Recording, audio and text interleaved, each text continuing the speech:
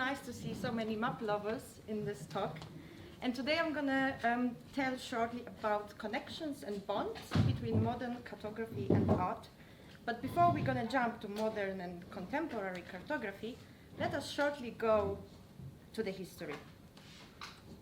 So two words where my domain, the domain I'm doing a PhD, is coming from, mean in Greek paper, or a map, and an action to write.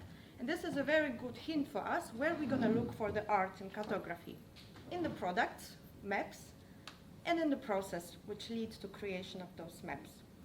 The very first maps which existed in the Western cartography in the medieval times were not maps at all. We would rather tell them and call them that they are paintings. For example, as this map from the German monastery Ebsdorf. It is an example of a T and O map, as they are showing in the middle the Jerusalem, 3 rivers, Asia on the top, and Africa and Europe on both sides. And the world here is represented as a disk and ocean around this disk. What is more important is that this map has more than 1,600 images, small icons, which represent and explain the world which was known by the people at that time. That's why we have, for example, small icons of cities they have never seen before, animals or trees or any other imaginative figures. However, in the next centuries, maps started to appear in artworks. For example, in the Renaissance, there was one very good example of the painting of 2 ambassadors. I guess you could see 2 maps or globes appearing here, the terrestrial globe and the celestial globe, which were considered as a symbols of science, but also knowledge and politics, which fits to the topic of the painting at all. In the next time, maps were particularly visible in the paintings, and especially in the Dutch paintings, which, as they were used to explain artistic role of painters. Imagine, just like cartographers, painters are making an image of the world just with colors, textures, and so on. What is particularly interesting about this map, it's a map of 17 provinces of the Netherlands, is that it kind of went viral in the paintings of that time. So you could see it appearing on different artworks of Dutch painters. On the other hand, maps were also used to create imaginary words from literature stories. This is a very nice example of the landscape of love. It's based on the novel of Madame de Scudéry, and it's a topographic allegory which represents the stations of love, as if they were real paths and places. It's a very important piece in personal and emotional mapping, and also first piece of feminist cartography, if we can say that, because it has some personal meanings. For example, the unit of a measurement is friendship leagues.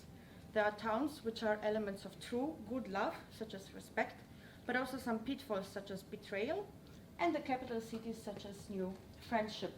Everything is starting from. As well as some water forms and rocks to show emotional states. However, in the 19th and 18th century, young girls were also doing maps. It was not only painters or printers who did maps. These pieces were used to learn mathematical geography and concepts such as latitude and longitude, and also Earth-Sun movement. So they were treated as decorative pieces, but still with a cartographic touch.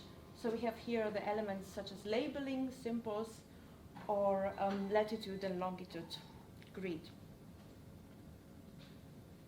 But it was not always like this that maps served as a basis for artwork. Sometimes maps were inspired by some design patterns or pieces coming from art. Here is the example of the London Underground diagram, which made a very important contribution to the development of the graphic design in 20th century. It's minimalistic, but its main problem is that it distorts distances and relationships between objects. So at that time, it was not considered a map itself, and was rejected by the city department. It was too radical and too harsh. But on the other hand, this successful map was printed out and given to the citizens who said, we would love to use it, we would love to navigate with this map. And this is what they just simply wanted. And several years later, we are still using this concept, or let's say a lot of cities in the world are following this comprehensible chart being an essential guide to the city.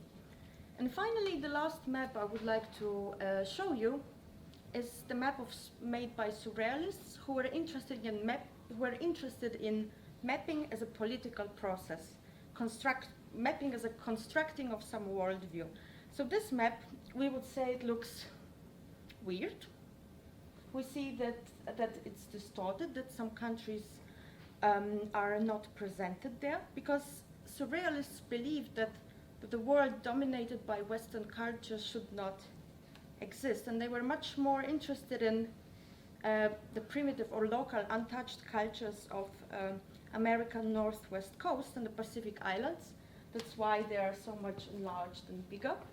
And on the other hand, on this whole map, they only shown two cities, Paris and Constantinople, which has its meaning as well, because Paris was the center of surrealists, and Constantinople was perceived by them as a gate between East and West. So let's sum up all those historical examples which we have seen. We had a map, we had map paintings, which were those cute little small icons on the medieval maps. We have map in artwork, of artwork, map as artwork, and finally map art and political statement. With this full knowledge, we are ready to start our trip into contemporary mapping to see how if those markers are still present and how cartographers are working now. So let's come back to our two words, paper, map, and write. I would say that map and paper has expanded into applications, installations, and animations. And the whole process of mapping, it's not about writing and describing the word, but also painting with code, showing, and sharing. So the first concept of art and bonds with cartography is how to map places in the books. Have you ever thought about that reading a book? How would you make a map of the local hero or a book character who was moving from left to right and traveling throughout the storyline? This was a research done by my colleagues in Zurich, when they decided to divide places in the books and the characters into three categories. Places the book characters are dreaming about, they're longing or missing, or places they are remembering. And as a cartographer, it's very hard to come up with the ideas for those symbols just like that, because how would you show memories? How would you show those ideas? That's why we are very often turning into the direction of art and finding artworks or pieces which reminds us some of those ideas. For example, the Australian native paintings, or water ripples, or some asteroid sparks. And those are the symbols for the map which came out. So we can have the different size of the map markers, such as for towns, regions, and subcontinents. And then we can have different patterns, which I hope remind you those three photos which were there. So we have the dots, we have more ripples, and we have the swirl for remembering the place. And this is how such a map could look like. It's a little bit romantic, we would say. It's a little bit nostalgic, poetic, just like the books and literary cartography should look like. The next trend which is developing is cartographic or geospatial data as a form of data art. So artistic artworks are created now from very complex data sets, which are wrapped in creative vision using some scientific and factual components and algorithm like scraping or browsing the big data sets. And this allows to transform data into images, animations, and interactive maps. But the first look and the first glance which you have on this map is, wow, it's not, oh, this is true, this is real, but the first look is, wow, that's cool, it's beautiful, what is standing behind it? So that's one of the bonds which in my perspective is going to be growing in the upcoming time. So to sum up, we have map, we have artwork, and once again we have those bonds which we already know from the history. Map of artwork and map as artwork. But cartographic products has also inspired other artists, contemporary artists, to work with. And I would like to show the map of Grayson Perry from 2008. Can you see some similarities with the historical map we have seen today?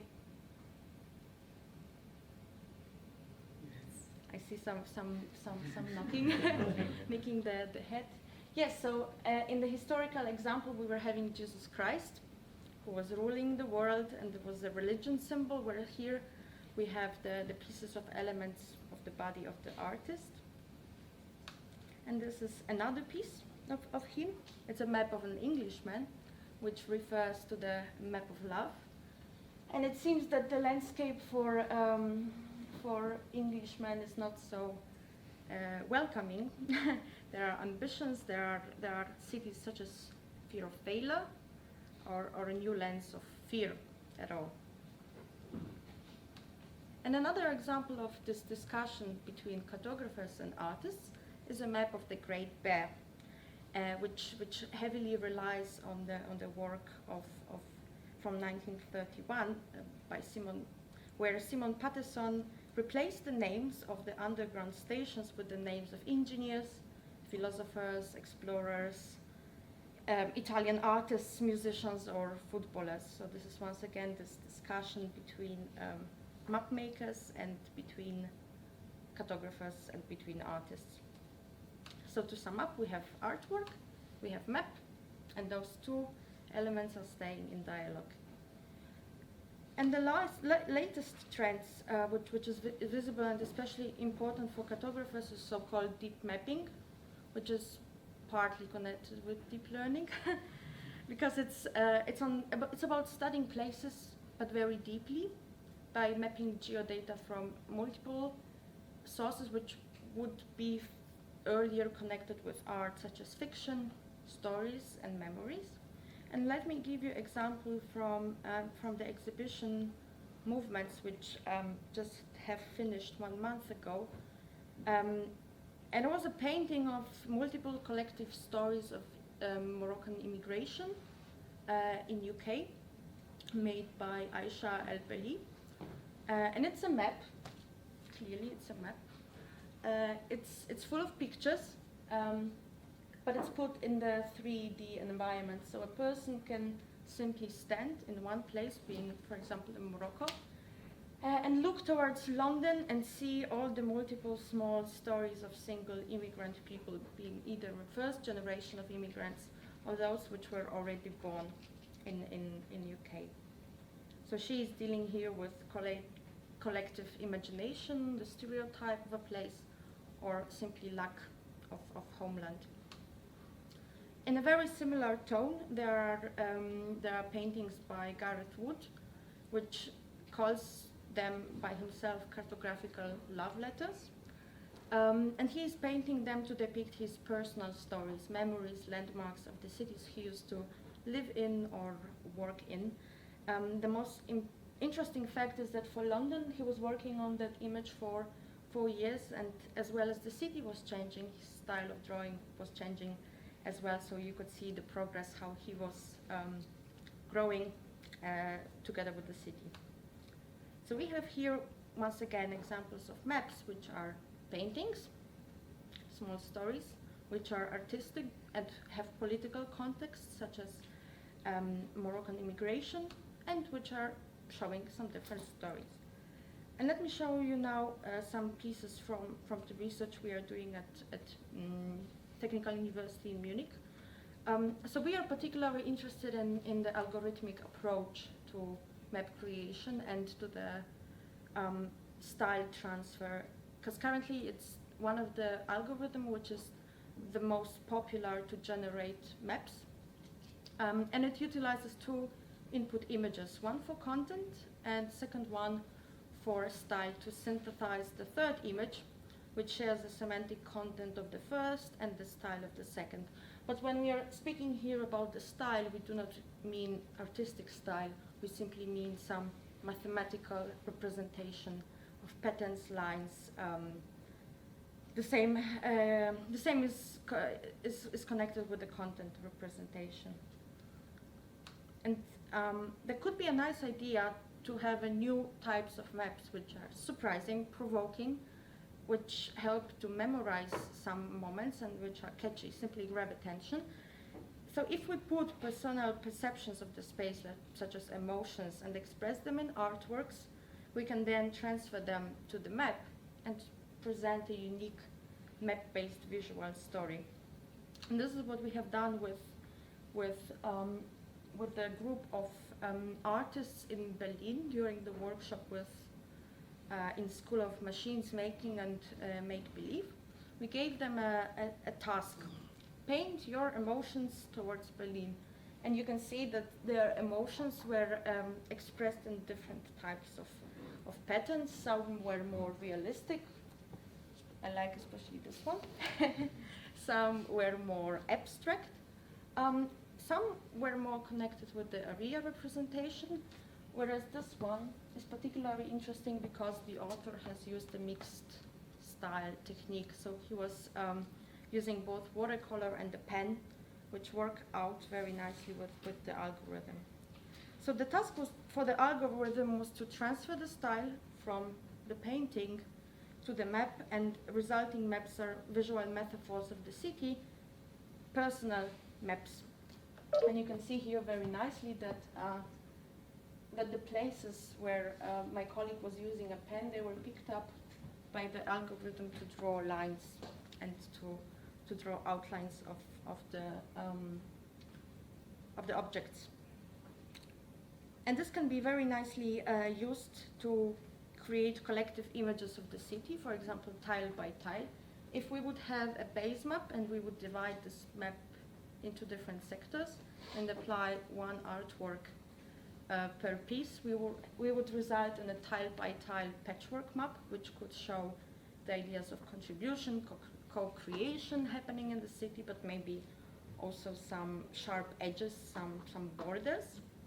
Or we can play around with the algorithm and apply all artworks at the same time to the base map to get such a joint happy image of the city.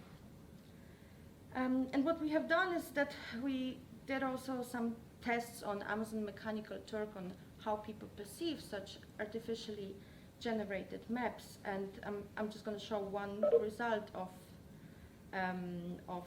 this test. We simply asked them, what do you see on this picture? And here are the maps scored by the highest recognition level and the lowest recognition level. So the highest map, which scored was 69% of the users used the keyword map to describe this content. Other were 65 and 62, whereas some textures has scored really badly, with resulting even with 0% for the colleague who was painting with the drops. So to sum up, map medium has changed, but some bonds between art and cartography are still the same since the centuries. Map as artwork, map in artwork, map of artwork. But there are also new bonds such as geodata art, deep mapping and style transfer. And this is a very good question for the future. What would be the role of the cartographers and why we are interested in art so much, because our colleagues from artistic domain have experiences in showing emotions, narrations, immersive applications, and we are very interested in adapting their ideas to cartography. On the other hand, artists, they use maps to relate to a very certain feeling, because when you see a map, you want to explore. It's so natural that you would like to see what is behind. And the second thing why artists are interested in mapping is that maps are simply recognizable, and they have their own rule, language of symbols, which can be easily broken, just like all artists do. They break the rules. So altogether, we can ask ourselves a question: who's going to paint? And I think that the new job coming is going to be probably Cartists, so a hybrid of a person who has artistic skills and this tech-oriented data processing capabilities. Yeah, thank you so much.